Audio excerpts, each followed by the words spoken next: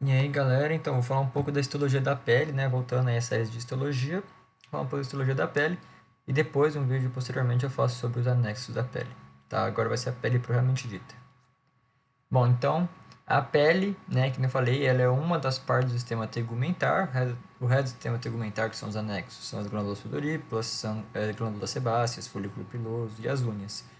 Não vou falar sobre essas estruturas agora, tá? Vou fazer um vídeo posteriormente falando delas. Falando um pouco dessas glândulas, né, do folículo piloso, da unha e tudo mais. Mas agora eu vou falar um pouco da pele, tá? Uma coisa importante, a hipoderme, ou seja, o tecido subcutâneo, os adipócitos, né? Eles não fazem parte da pele, tá? Eles são outra camada, não são consideradas da pele, tá? E algumas estruturas, como as glândulas sudoríparas mesmo e o folículo piloso, eles têm origem, não é na pele, mas sim no tecido subcutâneo, tá? Bom, qual que é a função da pele, então? A pele ela tem várias funções, várias. São, por exemplo, o isolamento térmico, né? Isolamento mecânico, óbvio também. Uma proteção imunológica, já que ela é uma proteção inata, né? Proteção dos raios UVB, vou explicar bastante sobre isso lá em relação aos melanócitos, né? Produção de melanina e a questão dos queratinócitos, até mesmo para evitar alguns cânceres de pele. Percepção sensorial, tá? Como a questão dos termos, nócidos, mecanoreceptores que estão na pele, né? A gente tem toda a questão das células de Merkel, né? E tudo mais, que eu também vou entrar mais em detalhe. A regulação térmica, mas isso é pelas glândulas sudoríparas, né? Eu também vou falar um pouco das glândulas sudoríparas em outro vídeo, né? Dos anexos da pele. Porém, as glândulas sudoríparas, né? Elas têm aquele contato muito estreito com os capilares. Os capilares vão passar água para as glândulas sudoríparas e elas vão fazer essa excreção, tá? E a produção de vitamina B3, tá? Também muito importante. E além disso, né, é D3 na verdade, né? Eu coloquei B, mas é vitamina D3. Porque a vitamina D3 vai se converter a vitamina D e a vitamina D, né, vai fazer toda aquela função. Toda essa função, né, da questão do metabolismo do cálcio e tudo mais, tá? Bom, aí voltando ao que eu falei, a hipoderme e o tecido subcutâneo do adiposo, né, que são sinônimos, eles não fazem parte da pele, tá? Não é considerado parte da pele esses dois. E que eu falei, a gente vai ter as origens de alguns anexos, folículo piloso, as glândulas sudoríparas e os músculos eretores do pelo vão ter origem aqui na hipoderme. Bom, tipos de pele que temos é a pele glabra, né? A pele glabra é a pele normal, entre aspas, né? Que pode estar com ou sem pelos. E a pele espessa. A pele espessa vai ser a pele da palma das mãos e da planta dos pés, tá? Elas não têm melanócito, por isso que ela nunca fica da cor da nossa pele, né? Porque não tem essa produção de melanina. Pela melanina, né? Produção de melanina pelos melanócitos e a produção e a e como eu posso falar? E a sua proteção do DNA. E elas são assim mais espessas, né, por causa do atrito em si, elas vão ser mais grossas, tá?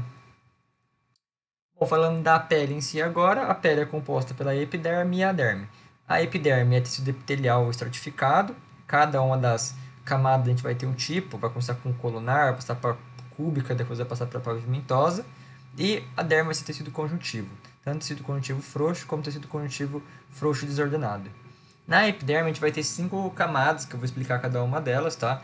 Por essas 5 camadas vão ser compostas por somente 3 células, que é os queratinócitos, os melanócitos, as células de Merkel e as células de Langerhans, tá? Na derme a gente vai ter a camada papilar e a camada reticular, dois tecidos conjuntivos. Bom, quais são as 5 camadas da epiderme, então? A gente vai ter a camada basal, a camada espinhosa, a camada granulosa, a camada lúcida e a camada córnea, tá? A camada basal é a primeira, né, a mais interna, e a camada córnea é a mais externa. A camada basal, ela também é chamada de camada germinativa, porque aqui a gente vai ter as células colunares, né, os queratinócitos colunares, como eu falei, são tecidos, é o tecido epitelial, né? E além disso, a gente vai ter os melanócitos e as células de Merkel aqui também, vou falar a função deles daqui a pouco. Na camada espinhosa, que é a segunda camada, a gente vai ter os queratinócitos cúbicos agora, tá? Os queratinócitos eles se mudam, eles se moldam, né? Quanto mais interno, mais brusco ele é. Então, a camada basal, que é a primeira camada, ela é colunar, a segunda camada, ela vai ser cúbica, tá? E na camada espinhosa também a gente vai ter as células de Langerhans, tá? Na camada granulosa, aí a gente vai ter as células pavimentosas, tá? Que são os queratinócitos pavimentosos. e as células de Langerhans também aqui, tá? Então, Langerhans tem na camada espinhosa e camada granulosa. Os queratinócitos e as células de Merkel na camada basal somente, tá? Na camada lúcida, a gente vai ter os queratinócitos já morrendo, tá? Células já sem núcleo, e a camada córnea com as células mortas já. Todos, claro, queratinizados, são os queratinócitos, tá? Bom, os queratinócitos, então vamos lá. O que são os queratinócitos? São nada mais do que as células que vão estar aí, tá? Na pele, e elas vão ter a função de fazer, né, de produzir a queratina.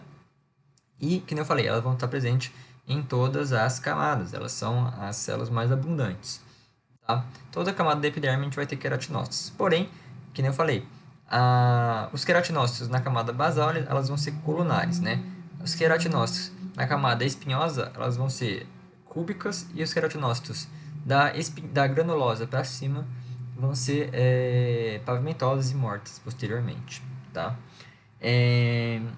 O que a gente precisa saber é o seguinte: na camada espinhosa, que é a segunda camada, esses queratinócitos eles vão produzir a citoqueratina. O que vai ser essa citoqueratina? Vai ser uma queratina produzida, né, de forma intracelular que vai ajudar na fixação dessas células, tá? Mantendo uma estabilidade.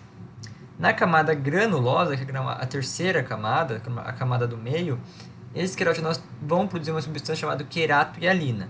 Mas por que é importante a gente saber essa produção dos queratinócitos, tanto citoqueratina quanto queratohialinas? Porque é o seguinte, essa citoqueratina produzida na camada espinhosa e essa queratohialina produzida na camada granulosa, elas vão formar a queratina propriamente dita, essa proteína.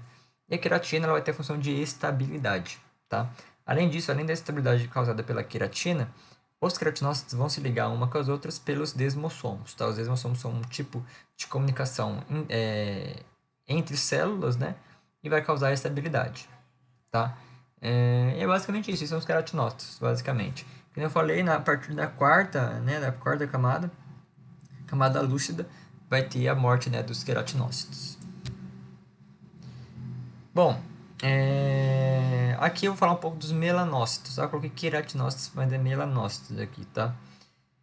O que acontece? Os melanócitos eles são bem menos abundantes, tá, do que os queratinócitos. Os melanócitos eles vão ter a função de produzir a melanina, tá?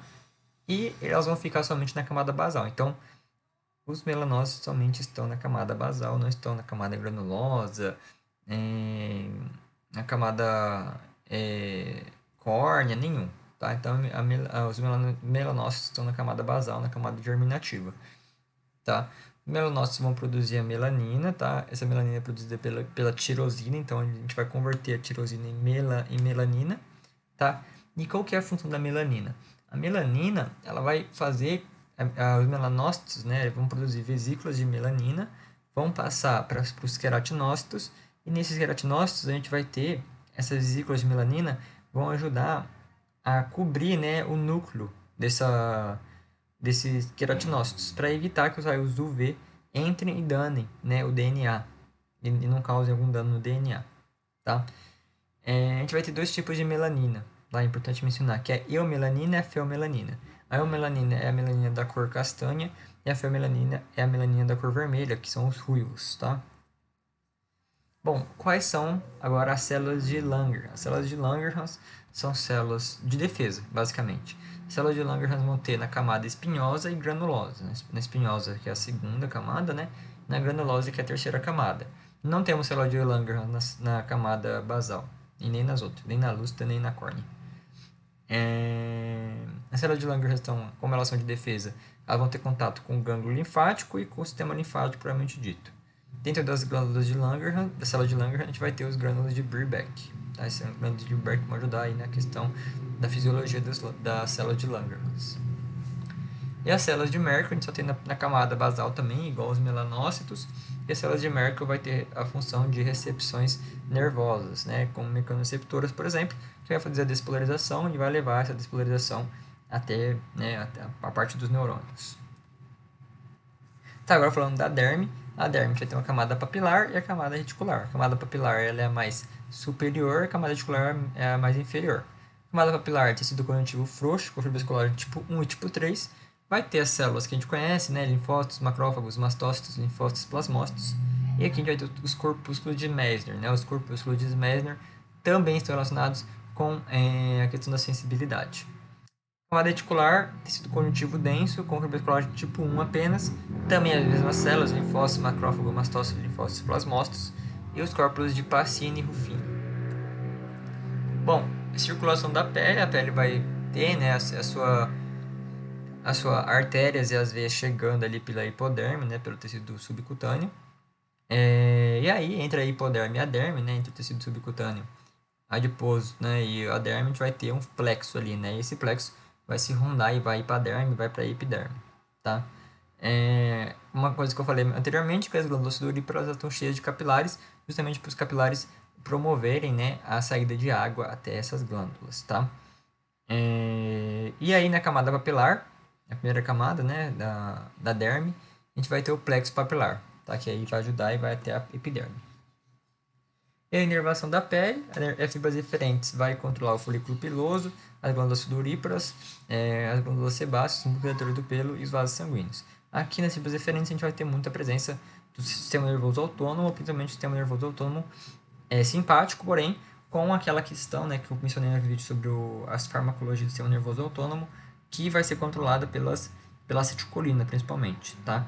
Normalmente, o sistema nervoso simpático é controlado por noradrenalina, né, adrenalina, né, as catecolaminas, porém, nesse caso a gente vai ter uma exceção que vai ser por acetilcolina, tá? E as fibras aferentes, que vão ser os corpúsculos de Meissner e de Pacini, né, que vão ser e os nervos e vasos. E é isso, essa aí é a histologia da